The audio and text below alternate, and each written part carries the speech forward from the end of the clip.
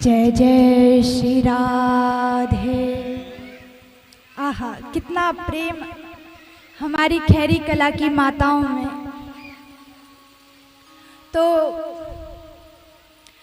पूतना की बात चल रही थी।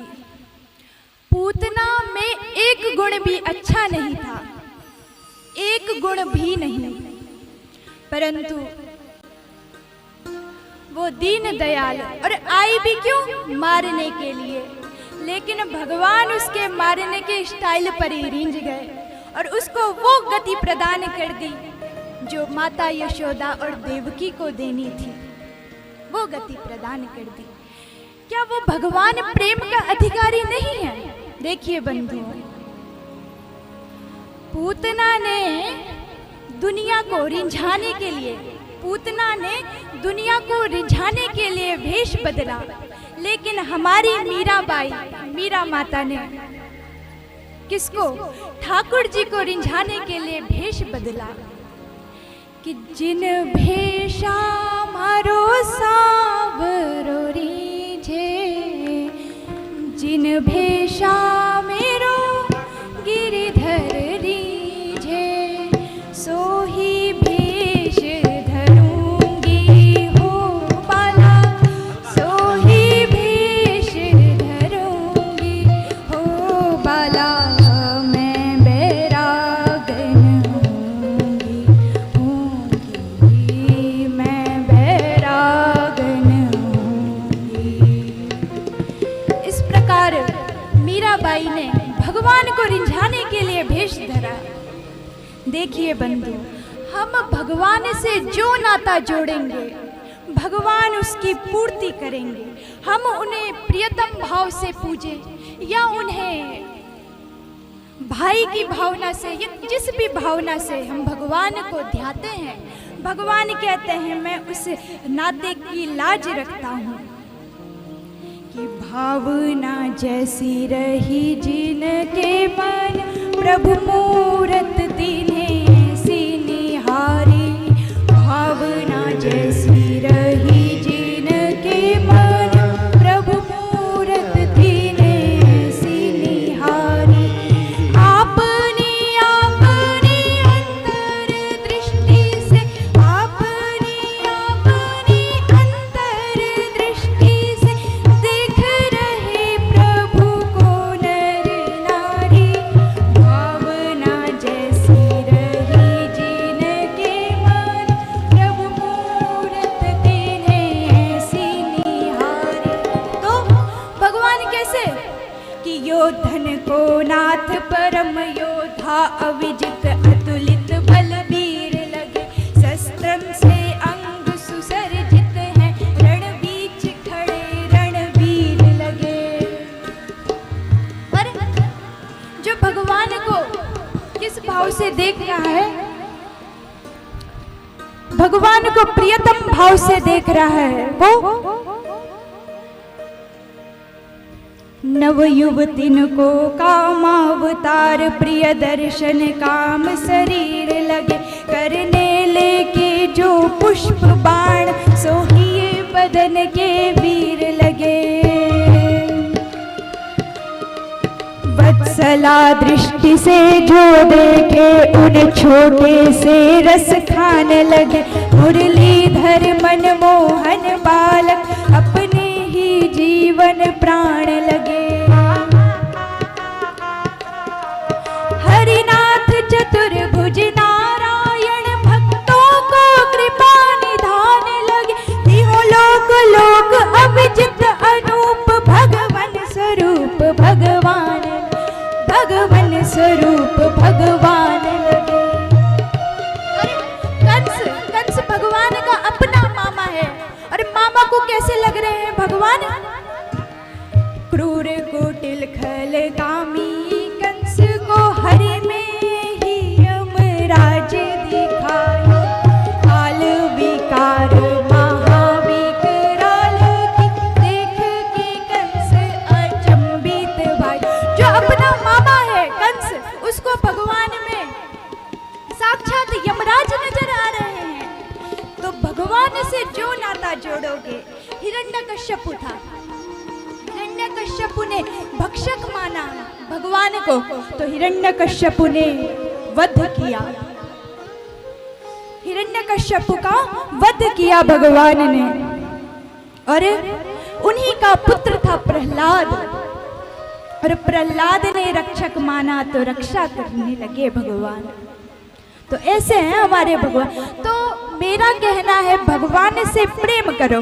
देखो भगवान को भगवान मानोगे तो नियम धर्म हर एक चीज का पालन करना पड़ेगा, लेकिन प्रेम भगवान से करोगे तो कोई नियम नहीं है, कोई धर्म नहीं है। जिस प्रकार एक प्रियतमा अपने प्रियतम को प्रेम करती है, उसी प्रकार भगवान भी हमारे प्रियतम हो सकते हैं। बोलो जय जय श्री राधे।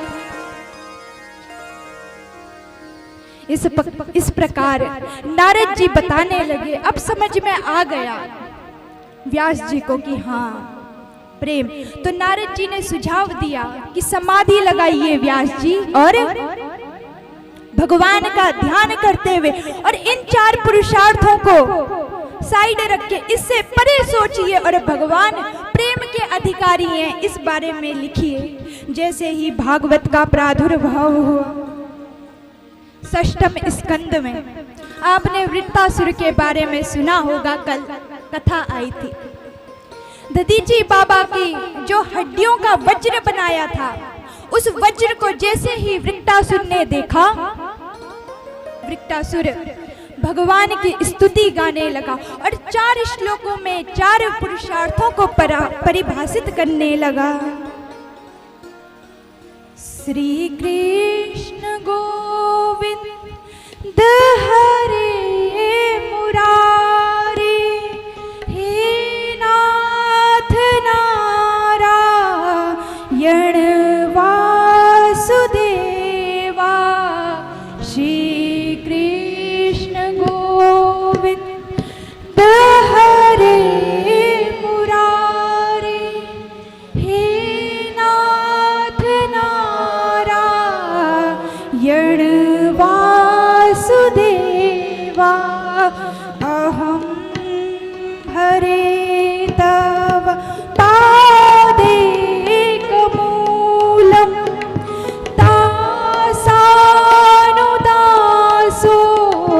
भवितास्मि भूया।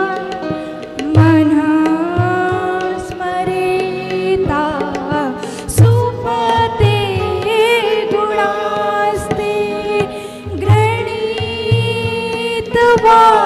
कर्म करोतु काया। श्री कृष्ण गोविंद मुरारे, हे नाथ नारायण वासुदेवा। ननाक पृष्ठं न च पारमेष्ठं, न सार्वभौमं नरसाधिपत्यं, न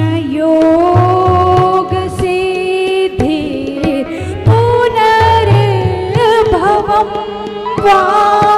समञ्जसत्वा विरहकाचे। श्री कृष्ण गोविंद हरे मुरारे, हे नाथ नारायण वासुदेवा। अजात पक्षा इव मातरं खगा, स्तन्यं यथा वत्सतरा क्षुधात्रे। प्रियं प्रियेव व्युषित विषण्णा मनोरविन्दा।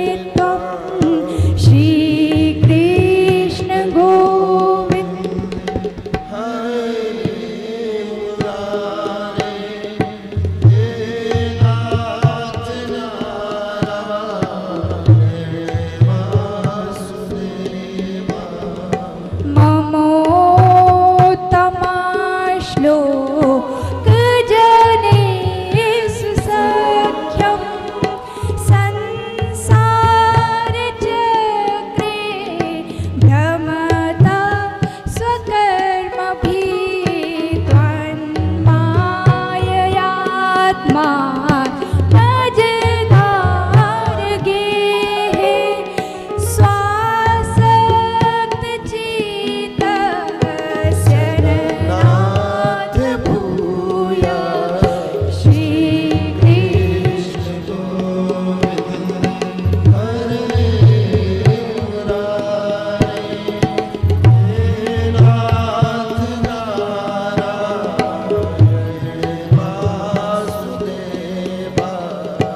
इस प्रकार 4 श्लोकों में वृत्तासुर 4 पुरुषार्थों को समझाता है, 4 पुरुषार्थों को परिभाषित करता है 4 श्लोकों में। बस क्या कहने लगा? अहम हरे तव पादे कुमूलम। हे नाथ, मैं चाहता हूं कि मैं सदैव आपके चरणों की सेवा करूं, और अगर आप मुझे अपना सेवक लायक नहीं समझते हैं तो हे नाथ मैं आपके दासों का दास रहूं और आपके प्रति हमेशा निष्ठावान रहूं, यही मेरा धर्म है। और अर्थ मतलब संपत्ति। तो संपत्ति, हे नाथ, ना मुझे ब्रह्मलोक चाहिए, ना इंद्रलोक, ना ही मोक्ष। तो हे नाथ, मेरी संपत्ति है विरह एकांचे, अर्थात मैं सदैव आपके विरह में व्याकुल रहूं। मुझे चाहिए तो आपका वियोग, क्योंकि संयोग और वियोग में अच्छा क्या है? तो वियोग। संयोग में प्रेम थोड़ी देर के लिए रुक जाता है और वियोग में तो बढ़ता ही रहता है। तो हे नाथ, मुझे वियोग दीजिए। फिर कहते हैं क्या? अजात पक्षा इव मातरम खगा। जिस प्रकार एक पंछी का बच्चा घोंसले में मां की प्रतीक्षा करता है और रात हो जाने पर व्याकुल होने लग जाता है, उसी प्रकार नाथ मैं भी आपकी याद में तड़पता रहूं, ये मेरा काम अर्थात कामना है। और फिर मोक्ष, तो हे नाथ मैं जन्म लूं, मरूं, फिर जन्म लूं, फिर मरूं, लेकिन नाथ आपके संतों का संग मिले, भजनानंदी बनो, ये मेरा मोक्ष है। देखिए, संसार में रहते हुए अगर आप भजनानंदी हैं, भगवान के भक्त हैं, तो आपको मोक्ष की आवश्यकता नहीं है। यही साक्षात मोक्ष है, भगवान की याद ही साक्षात मोक्ष है। देखिए, भजन और भगवान के भजन करने की विधि क्या है? तो सबसे पहले प्रहलाद जी कह रहे हैं क्या कि श्रवणम कीर्तनम विष्णु स्मरणम पाद सेवनम अर्चनम वंदनम दास्य सख्यम आत्मनिवेदनम। सबसे पहले श्रवण, भगवान का श्रवण। देखिए, कीर्तन से पहले भी कहा गया है श्रवण करो भगवान का। आजकल लोग भगवान के भजन लिखते हैं, कीर्तन लिखते हैं। देखिए, मैं किसी के लिए बुरा नहीं कह रही हूँ, लेकिन उनको पता नहीं है कि वो क्या लिख रहे हैं, जोड़ जोड़ के कुछ भी लिख देते हैं। तो सबसे पहले भगवान को श्रवण करो, श्रवण इंद्रिय, भगवान को सुनना बहुत आवश्यक है। उसके बाद ही आप कीर्तन अर्थात भगवान के कीर्ति गान के अधिकारी होते हो। जब भगवान को सुनते हो तो सबसे पहले श्रवण करो भगवान को, प्रहलाद जी कहते हैं। और भजनानंदी कैसे बनना है? भगवान को श्रवण। अब देखिए बंधु, जब हम भगवत रसिक होने लग जाते हैं तो क्या फायदा होता है? सबसे पहला फायदा कि तापत्रयोन्मूलनम, 3 प्रकार के तापों को जड़ से उखाड़ के फेंक दिया जाता है। 3 प्रकार के ताप आपने पहले दिन की कथा में भी सुना होगा और द्वितीय दिवस की कथा में भी। तापत्रय विनाशाय, अगर भगवान की भक्ति की तो, भगवान के भजनानंदी हुए तो। और दूसरा फायदा क्या है? कपिल देवहूति संवाद, कल आपने सुना होगा। किस किस को याद है? लग नहीं रहा किसी को याद है। तो कपिल देवहूति पहले हैं कौन? भगवान नारायण की नाभि कमल से ब्रह्मा जी के शरीर के दो विभाजन, मनु और शत्रुपा। मनु और शत्रुपा के कितने? 5 संतान। कौन कौन? देवहूति, आकुति, प्रसूति, प्रियव्रत और उत्तानपाद, ये 5 संतान। मंजली बेटी कौन है? देवहूति। तो देवहूति का विवाह किसके साथ हुआ? ब्रह्मा जी के छाया पुत्र कर्दम ऋषि के साथ। और इन्होंने भगवान का भजन किया, भगवान का तप किया और भगवान को पुत्र रूप में मांगा। तो भगवान कपिल का इनके घर में प्रादुर्भाव हुआ। बोलो भगवान कपिल की। भगवान कपिल का प्रादुर्भाव हुआ। एक दिन माता देवहूति कपिल भगवान को सामने बिठाया और बोला, बेटा मैं जानती हूं तुम परब्रह्म परमात्मा हो, जगदाधीश हो। हे नाथ, थोड़ी देर के लिए ये भूल जाओ कि मैं तुम्हारी माता हूं और तुम मेरे पुत्र। थोड़ी देर के लिए। और प्रश्न पूछने लगी, क्या? निर्वेणा नितरा भुवन असद इंद्रिय दर्शना येन संभाव्यमानेन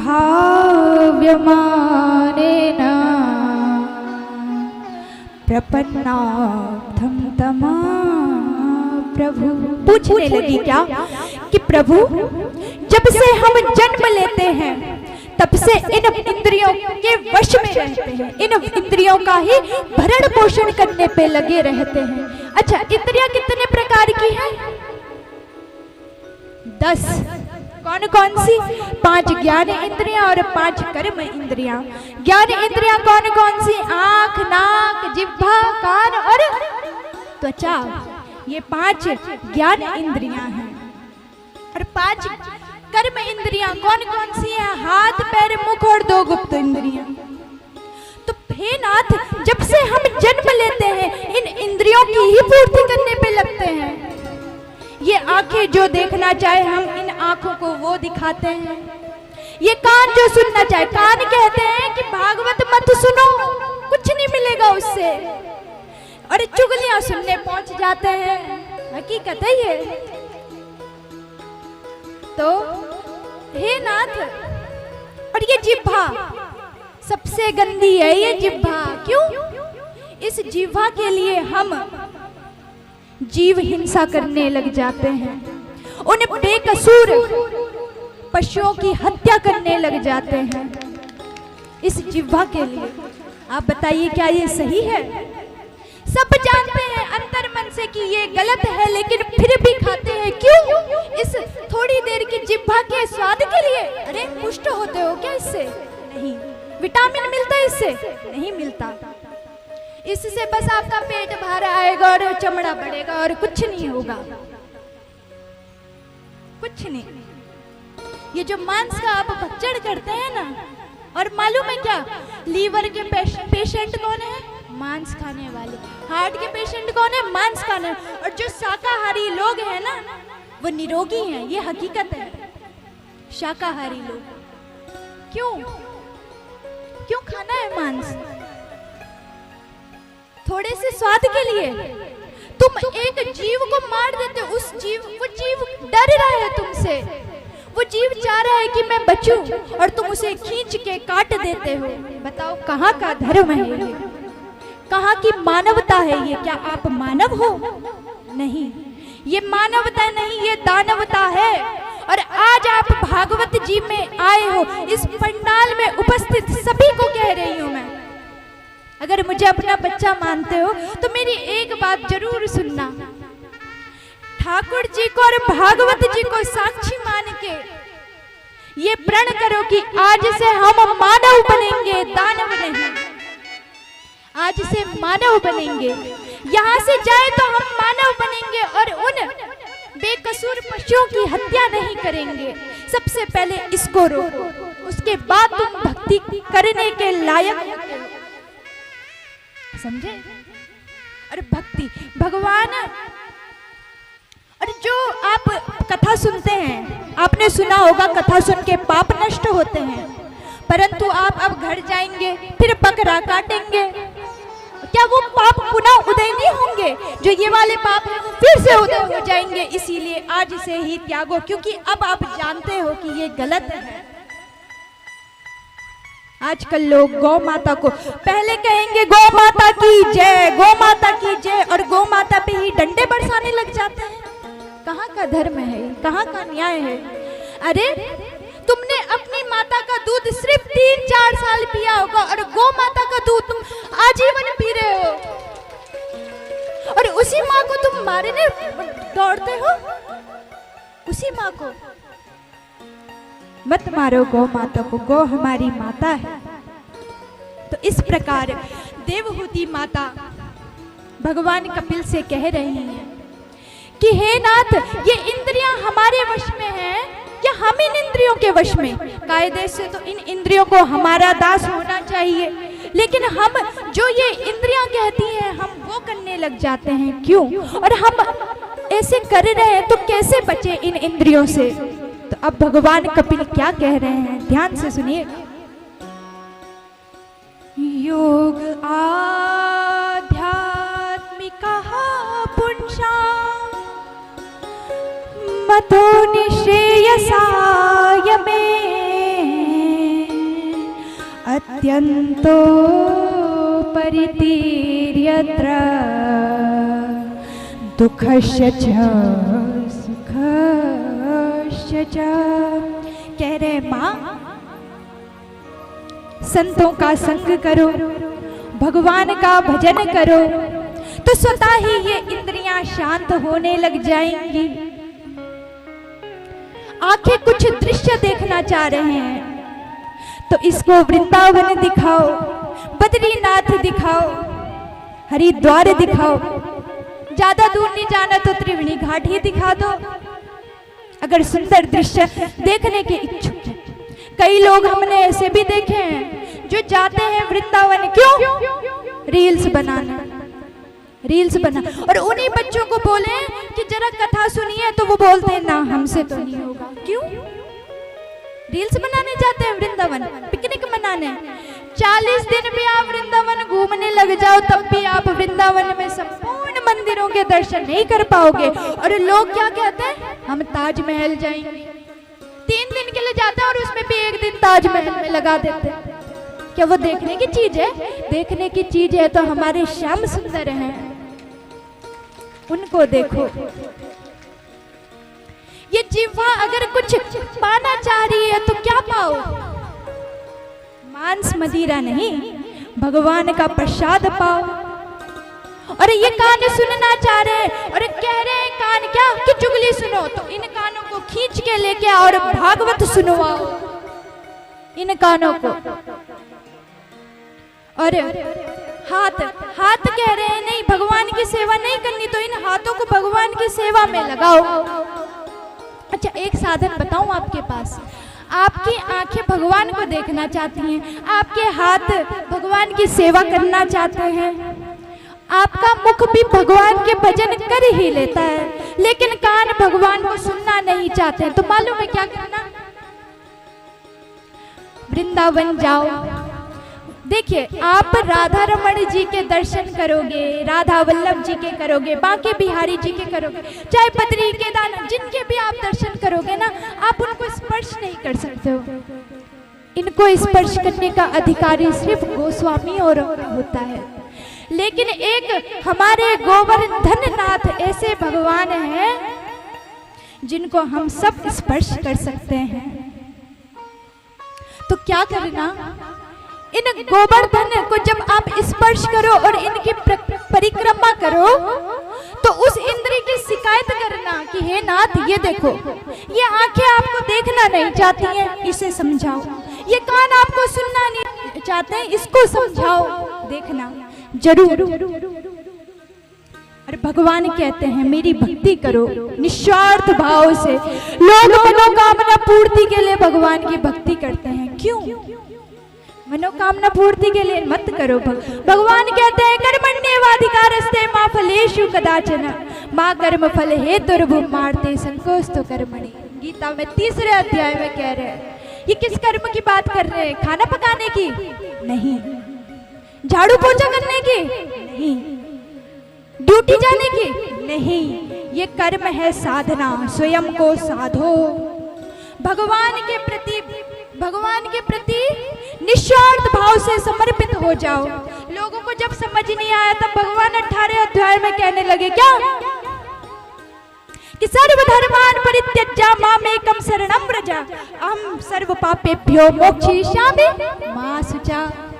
डरो मत, निस्वार्थ भाव से मेरे अधीन हो जाओ, मेरे चरण सन्निधि ले लो। भगवान कह रहे हैं सब कुछ मुझ पे निछावर कर दो।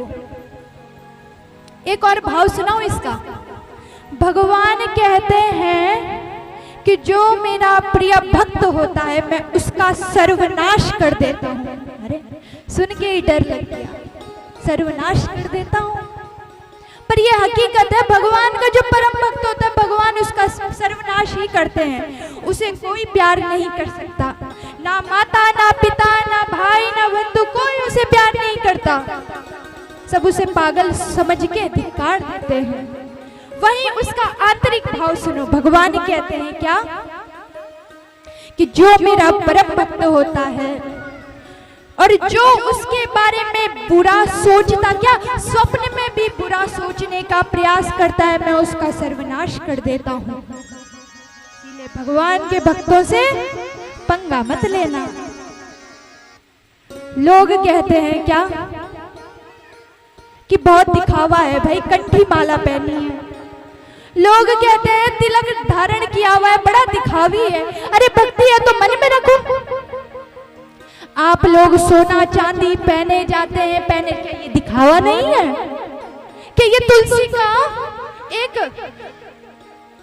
एक लकड़ी दिखावा है? तुलसी की लकड़ी, कि ये लकड़ी दिखावा है? आप इतना कुछ श्रृंगार का सामान, अच्छा कोई बात नहीं, मैं इसका विरोध नहीं कर रही हूँ, लेकिन अगर स्मार्ट वॉच पहनना एप्पल की दिखावा नहीं है तो गले में कंठी माला क्यों दिखावा है? क्यों कहा जाता है उन भक्तों को कि ये दिखावा कर रहे हैं? चलो दिखावा ही कर रहे हैं तो कम से कम भगवान से तो जुड़ रहे हैं, भगवान से तो जुड़ रहे हैं। तो भगवान कहते हैं जो मेरी चरण सन्निधि ले लेता है मैं उसका सर्वनाश तो करता हूं, लेकिन सांसारिक रूप से। बाकी उसका भाई बंधु पिता माता सब मैं बन जाता हूं और मैं ही उसका भरण पोषण करता हूं। ये भगवान का भाव है, ये भगवान का वचन है। और मैंने अभी आपको बताया कि जब गोवर्धन नाथ के पास जाओ तो इंद्रियों की शिकायत करना, पर आप कहेंगे बुलावा भी तो आना चाहिए। बुलावा नहीं आ रहा, लेकिन यहाँ पे बुलावा आ गया। और आज गोवर्धन लीला का वर्णन आपने सुना, ये साक्षात यहाँ पे गोवर्धन नाथ विराजमान है। तो जब आरती के बाद आप परिक्रमा करो तो अपनी इंद्रियों की शिकायत जरूर करना, लेकिन यहाँ से मानव बन के जाना, अपनी दानवता को यही छोड़ के जाना और अपने पाप कर्मों को छोड़ के जाना। और एक और त्याग बताऊं, उत्तम त्याग क्या है? ताजोरे मन हरि विमुखन संग। अरे जाके संग कुमति उपजत है, पड़त भजन में भंग। उन लोगों का सर्वप्रथम त्याग करो जो आपको भजन के लिए रोकें। उत्तम त्याग तो यही है, बाकी चीजों का त्याग बाद में। सबसे पहले त्याग करना है तो उन लोगों का त्याग करो जो आपको हरि विमुख भटकाए, जो आपको भड़काए कि नहीं भागवत नहीं सुननी, भागवत नहीं करवानी, उन लोगों का त्याग करो। यही उत्तम त्याग है, अपने आप ही सब सही हो जाएगा। और परिक्रमा करते हुए भगवान गोवर्धन नाथ को मन में भाव रखना कि ये साक्षात गोवर्धन नाथ है। देखिए 56 भोग की भी व्यवस्था करी है हमारे बुआ जी और मामा जी ने। ये साक्षात गोवर्धन नाथ हैं। और इनकी जब परिक्रमा करो तो मन में भाव रखना कि ये साक्षात गोवर्धन नाथ है, और अपनी इंद्रियों की शिकायत जरूर करना। बोलो गोवर्धन नाथ की। बहुत सुंदर। अब भगवान गोवर्धन, समय भी बीतता जा रहा है, मैं ज्यादा ना कह के एक भाव गाकर आज गोवर्धन लीला सुनी आपने। तो देखिए, जब भगवान ने इंद्रदमन ठाकुर जी, हमारे गोवर्धन नाथ इंद्रदमन ठाकुर जी, तो भगवान ने वाम हस्त में गोवर्धन को धारण किया है। और अच्छा एक बात बताएं, अगर ठाकुर जी ने 7 दिन तक वर्षा क्यों होने दी? वो इतने भयंकर नहीं, इतने, अब क्या बताएं, इतने प्रतापी हैं कि वो एक भ्रिकुटी टेढ़ी करके इंद्र की तरफ देख देते तो इंद्र की हिम्मत नहीं थी वर्षा करने की। परंतु 7 दिन तक ही क्यों करी महाराज? क्योंकि सामने हमारी राधा रानी विराजमान थी। तो ठाकुर जी ने कहा अभी अच्छा मौका है राधा जी को देखने का। भगवान कृष्ण राधा रानी को निहारने लगे। अनेकों कवियों ने अनेकों भाव कहा, एक भाव कह के मैं अपनी वाणी को विराम दूंगी। कान्हा कुंवर के कर पल्लव पर मानो गोवर्धन नृत्य करे। कान्हा कुंवर के कर पल्लव पर मानो गोवर्धन नृत्य करे। भुजा उठा के, सब भुजा उठाए, झूमे। कान्हा कुंवर के कर पल्लव पर मानो गोवर्धन नृत्य करे। भाव कैसा कि भगवान ने वाम हस्त में गोवर्धन को धारण किया हुआ है, और गोवर्धन मानो नाच रहे हैं भगवान के हथेली पे। और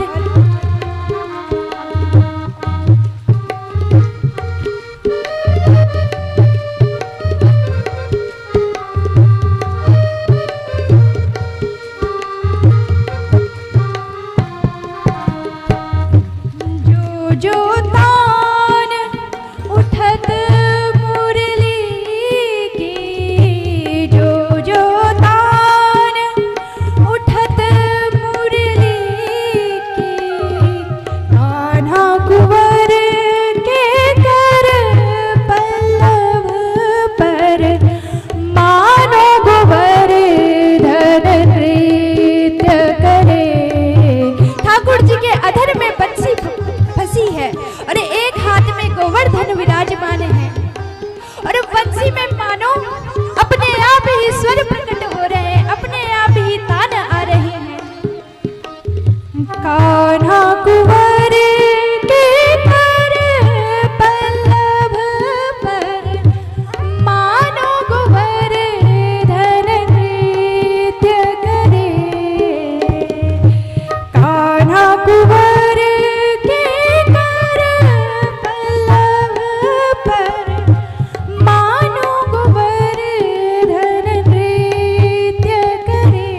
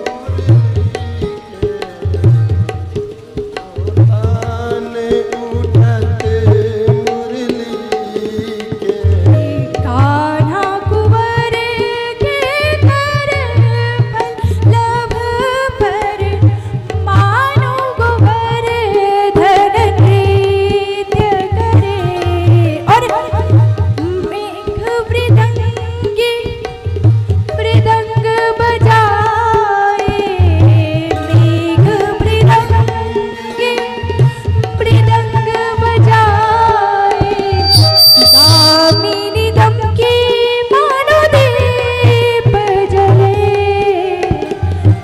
मानो गोवर्धन नृत्य करे। जो मेघ है वो मृदंग की भांति बज रहे हैं, गड़गड़ा रहे हैं। और दामिनी दम की जो बिजली कड़क रही है वो दीप जैसे दीप जल रहे हैं उसकी भांति। कान्हा कुंवर के घर पल्लव पर, मानो गोवर्धन नृत्य करे। कान्हा कुंवर के घर पल्लव पर, मानो गोवर्धन नृत्य करे।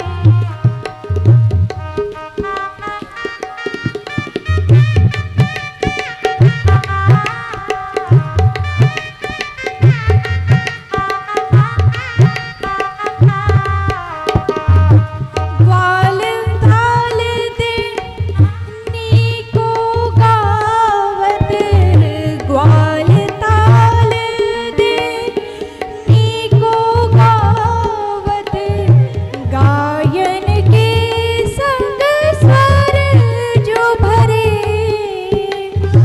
मानो गोवर्धन नृत्य करे।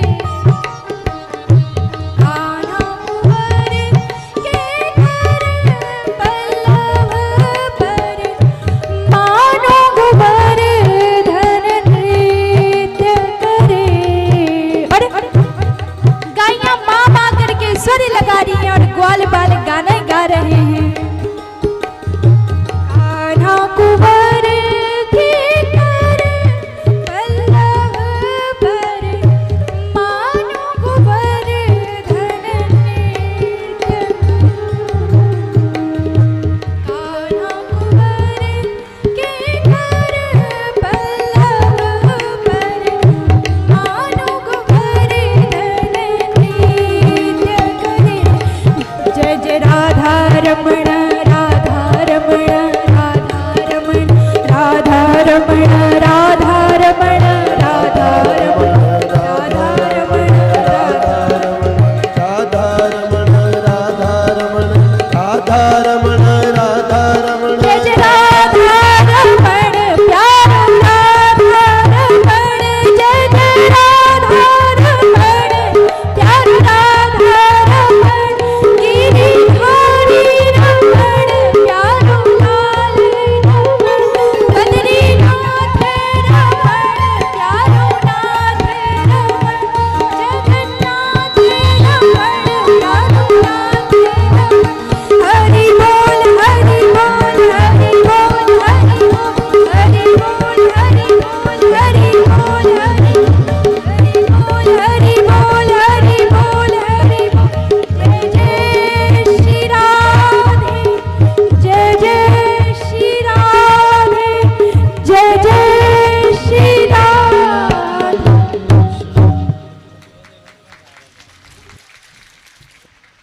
बोलो बाल